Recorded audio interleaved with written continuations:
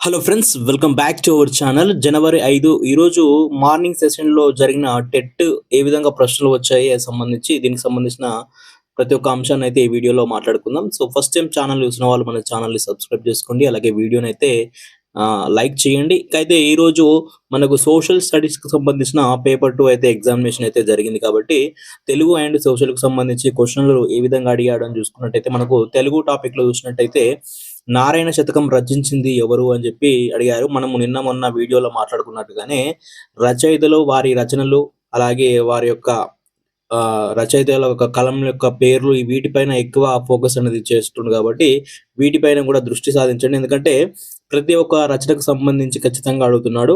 అలాగే సందుల గురించి అడుగుతున్నాడు. అలాగే పదాల యొక్క ప్రకృతి, వికృతి పదాల గురించి అడుగుతున్నాడు. అలాగే సమాసాల గురించి కూడా అడుగుతున్నాడు కాబట్టి వీటిపైన ఖచ్చితంగా మీకు ఒక అవగాహన అనేది ఉండాలి. అలాగే ఇక్కడ గంగోదది లేదా గంగోదయం ఇది ఏ సంధికి సంబంధించినది అని చెప్పి అడిగాడు. ఇది గుణ సంధి అవుతుంది. గంగా ప్లస్ ఉదది లేదా గంగా ప్లస్ ఉదయం అని చెప్పి అవుతుంది. అలాగే యజ్ఞము పదానికి వికృతి పదం ఏమిటి అని చెప్పి అడగడం జరిగింది. యజ్ఞం అనే పదానికి వికృతి పదం వచ్చేసి జన్మము అవుతుంది. ఇక శార్దూల పదానికి పద్యానికి సంబంధించిన గణాలు ఏవి అని చెప్పి అడుగుతున్నాడు.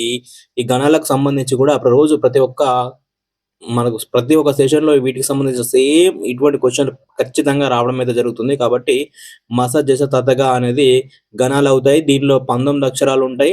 ఈ ఛందస్సుకు సంబంధించిన ప్రతి ఒక్కటి ఒక చార్ట్ ఉంటుంది. ఆ చార్ట్‌ని మీరు చూసుకోవాల్సి ఉంటుంది. మరియు యతి అక్షరం అనేది 13వ స్థానంలో ఉంటుంది కాబట్టి ఈ ఛందస్సులో ప్రతి ఒక్కటి మీరు ప్రతి ఒక్కటి చదువుకున్నట్టయితే ఒక మార్క్ ఖచ్చితంగా వస్తది. అలాగే సమాసాల గురించి కూడా తొల్లిటి రాజులు ఏ సమాసం అని చెప్పి అడిగాడు. విశేషణ పూర్వపద కర్మధారయ సమాసం కింద వస్తుంది. అలాగే కర్దమము అనే పదానికి అర్థం ఏమిటి అని చెప్పి కూడా అడిగాడు. పదాల యొక్క అర్థాలు మీరు తెలుగు పాఠ్య పుస్తకాలకు బ్యాక్ సైడ్ పాఠం అయిపోయిన తర్వాత ఖచ్చితంగా ఈ పదాల యొక్క అర్థాలు, ప్రకృతి, వికృతి, అలాగే సమాసాలకు సంబంధించిన ఖచ్చితంగా ఒక పేజీ అయితే ఉంటుంది. దాంట్లో మీరు చూసుకున్నట్టయితే ఇప్పుడు దాదాపు 8, 9, 10వ తరగతి పాఠ్య భాగాల నుంచి ఎక్కువ ప్రశ్నలు వస్తున్నాయి కాబట్టి మీరు ఇంకా ఎవరైనా టెట్ రాసేవాళ్ళు ఉంటే ఖచ్చితంగా ఇవి చూసుకొని వెళ్ళండి. సో కర్దమము అనే పదానికి అడుసు లేదా బురద అనేది అర్థమవుతుంది. ఇక అరటి తొక్కరాదు ఇందులో ఉన్న అలంకారం ఏమిటి? ఈ అలంకారాల గురించి కూడా ఒక ప్రశ్న వస్తుంది. ఇది చేకాను ప్రాస అలంకారం అవుతుంది. అలాగే వృత్పత్రం గురించి సంబంధించి హరుడు అనే పదానికి ఏమిటి అని చెప్పి ప్రళయ కాలంన సర్వమును హరించువాడు అని చెప్పి అర్థమవుతుంది. దీనికి అర్థమవుతుంది. దీనికి వచ్చేసి శివుడు, మనకు ప్రళయ కాలంన సర్వమును హరించేవాడు ఎవరు? శివుడు అయితే రైట్ ఆన్సర్ అయితే అవుతుంది.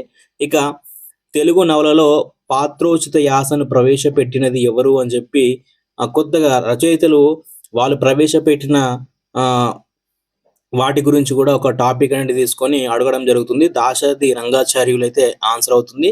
ఇక చేవ అనే పదానికి నానార్థాల గురించి కూడా ప్రతిరోజు ఒక క్వశ్చన్ అయితే రావడం జరుగుతుంది. ఈ చేవ అనే పదానికి నానార్థాలు వచ్చేసి సారము, ధైర్యము లేదా బలము అని చెప్పి చెప్పుకోవచ్చు. ఇక ఈరోజు సోషల్ కాబట్టి సోషల్‌కి సంబంధించి క్వశ్చన్స్ చాలా ఎక్కువగా మరీ ఈజీగా కాకుండా మరీ కష్టంగా కాకుండా అడిగాడని చెప్పి అభ్యర్థులతో చెప్పడం జరిగింది. ఇక్కడ 1949లో భారతదేశ విలీన ఒప్పందంపై సంతకం చేసిన భారతదేశంలో భాగమైన రాష్ట్రం ఏది అని చెప్పి అయితే అడిగాడని చెప్పి అయితే క్వశ్చన్ పంపించడం జరిగింది. దీనికి వచ్చేసి మణిపూర్ అవుతుంది.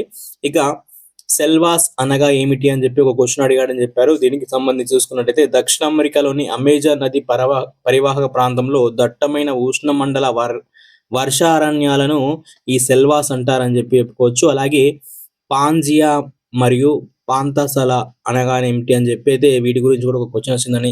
ఆల్ఫ్రెడ్ విజినర్ సిద్ధాంతం ప్రకారం పాంజియా అంటే మహాఖండము, పాంతాల్సా అంటే మహాసముద్రం అవుతుందని చెప్పుకోవచ్చు. ఇక సత్యశోధక సమాజాన్ని ఎవరు ఏ లక్ష్యంతో స్థాపించారు అని చెప్పి అయితే క్వశ్చన్ కూడా రావడం జరిగింది. సోషల్ నుంచి కుల వివక్షను ఎదిరించడానికి మరియు అణగారిన వర్గాల ఉద్ధరణ కోసం జ్యోతిబాపులే దీనిని స్థాపించడం అయితే జరిగింది. సత్యశోధక సమాజం అంటే జ్యోతిబాపులే అని చెప్పి ఒక బండ గుర్తు అయితే పెట్టుకోవాలి. అలాగే పూనా ఒప్పందం, ఈ పూనాకు సంబంధించిన ఒప్పందం అనేది కూడా 1932లో మహాత్మా గాంధీ మరియు బిఆర్ అంబేద్కర్ మధ్య జరిగింది. ఇది కూడా చాలా ఇంపార్టెంట్. అలాగే ధర్మ మహామాత్యులను నియమించిన చక్రవర్తి ఎవరు అని చెప్పి అడిగాడు.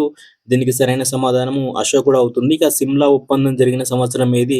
1972 సంవత్సరం అవుతుంది. ఇక కడస్ట్రాల్ మ్యాప్ దేనిని సూచిస్తుంది అని చెప్పి అయితే ఇటువంటి క్వశ్చన్స్ అయితే సోషల్ నుంచి మిగతా ఇప్పుడు నెక్స్ట్ సోషల్ ఎవరైతే రాస్తుర్రో వీటిపైన కూడా ఖచ్చితంగా ఒకసారి రివిజన్ అయితే చూసుకోండి.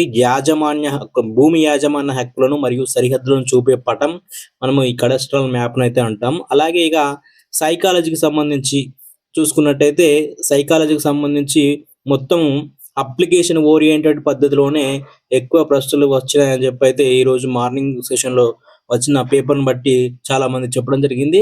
ఇక ఆర్టీఈ చట్టం 2009 సెక్షన్ అంటే ఇది దాదాపు మొదటి రోజు నుంచి ఇప్పటి వరకు ఏ సెషన్లో ఎన్ని ఎగ్జామినేషన్ జరిగినాయో అన్ని ఎగ్జామినేషన్ సెషన్లలో ఆర్టీఈ 2009 వీటికి సంబంధించిన ఖచ్చితంగా ఒక ప్రశ్న అయితే రావడం జరుగుతుంది. సెక్షన్ 2 దేని గురించి తెలుపుతుంది అని చెప్పి అడగడం జరిగింది. అలాగే ఉచిత మరియు నిర్బంధ విద్యకు సంబంధించిన వివిధ నిర్వచనాల గురించి తెలుపుతుందని చెప్పుకోవచ్చు. ఇక అభ్యసన సిద్ధాంతాలలో వీటిపై ప్రశ్నలు వచ్చాయి. బండూరా అభ్యసన సిద్ధాంతం, తార్నడెక్ యత్నదోష సిద్ధాంతం, పావ్లవ్ సిద్ధాంతం మరియు ఎరిక్సన్ వికాస సిద్ధాంతాలపై ప్రశ్నలు అడిగాడు. ఈ ప్రశ్నలన్నీ మనకు అప్లికేషన్ ఓరియంటెడ్ గానే అడగడం జరుగుతుంది. 1 మార్క్ ఆప్షన్స్ లాగా ఇవ్వడం లేదు, స్టేట్మెంట్ లాగా ఇస్తుంది. కాబట్టి మనకు ఈ సైకాలజీలో మొత్తము అప్లికేషన్ ఓరియంటెడ్ పద్ధతిలోనే ప్రతి ఒక్క అంశం మనకు తెలిసి ఉండాల్సి ఉంటుంది. అలాగే అందులకు ఎన్ని భాషలలో ఎస్ఎస్సి బోర్డు మినహాయింపు ఇచ్చింది అని చెప్పి అడిగాడు. ఇది ఒక భాషలో మాత్రమే మినహాయింపు ఇచ్చిందని అయితే చెప్పుకోవచ్చు.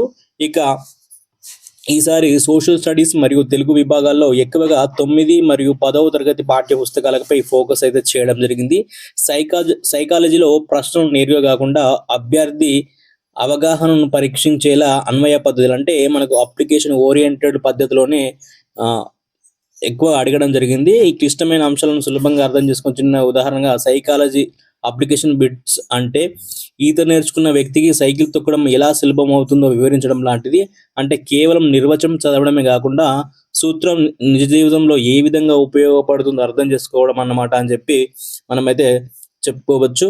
సో ఈ విధంగా మనకు ఈరోజు జనవరి 5 మార్నింగ్ సెషన్లో జరిగిన ఎగ్జామినేషన్లో ఈ విధంగా క్వశ్చన్లు అయితే రావడం జరిగింది. మనకు ఆఫ్టర్నూన్ సెషన్లో ఏ విధంగా అడుగుతాడో మరో వీడియోని అయితే చేసుకుందాం.